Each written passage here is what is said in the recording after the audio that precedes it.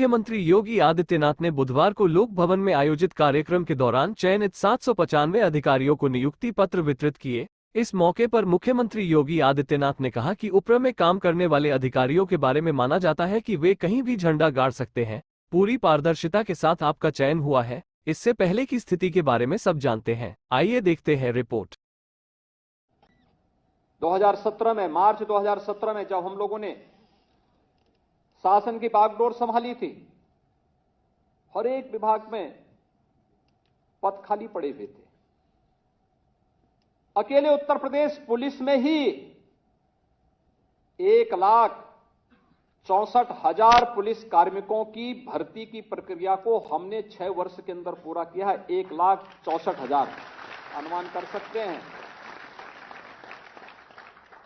कि पुलिस के कर्मी नहीं थे। जब पुलिस कर्मी नहीं होंगे तो सुरक्षा की स्थिति तो खराब रहनी थी। पीएसी जो सांप्रदायिक दंगों को रोकती है, हर एक उस समय जब भी प्रदेश की सुरक्षा पे किसी ने सेंध लगाने का प्रयास किया, उन बहादुर जवानों ने सदैव अपनी जान की परवाह किए बगैर प्रदेश की सुरक्षा में सेंध नहीं लगने दिया। 54 कंपनियां पीएसी की समाप्त कर दी गई थी, भर्ती नहीं हो रही थी, क्योंकि भर्ती की प्रक्रिया, चाहे वह शिक्षा का हो, चाहे वह सुरक्षा से जुड़ी हुई हमारी पुलिस महकमे का हो या विभिन्न विभागों का हो, ये भर्ती इसलिए नहीं पूरी हो पाती थी क्योंकि भर्ती की प्रक्रिया प्रारंभ होते ही एक तो जितने भी आयोग थे, उन सभी चयन आयोगों के ऊपर प्रश्न चिन्ह लगे हुए थे।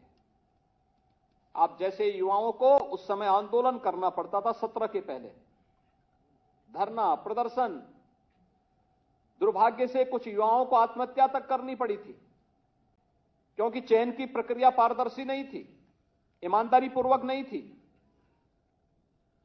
भाई भतीजेवाद का बोलबाला था, पैसे का लेन देन होता था।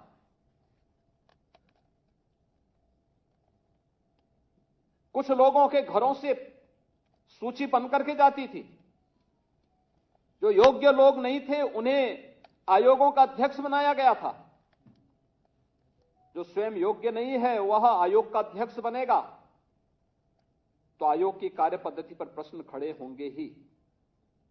और पिछले 6 वर्ष के अंदर आपने देखा होगा किस पारदर्शी तरीके के साथ, क्योंकि हम लोगों ने पहले ही दिन इस बात को कह दिया था, जब विभिन्न आयोगों के साथ मेरी बैठक हुई थी, मैंने इस बात को कहा था, मैंने कहा अगर यूपी के किसी नौजवान के साथ कोई भेदभाव हुआ, उसके जीवन के साथ खिलवाड़ हुआ, तो याद करना खिलवाड़ करने वाला अपनी पूरी जीवन फिर जेल के अंदर सड़ाएगा और जेल के अंदर हम उसे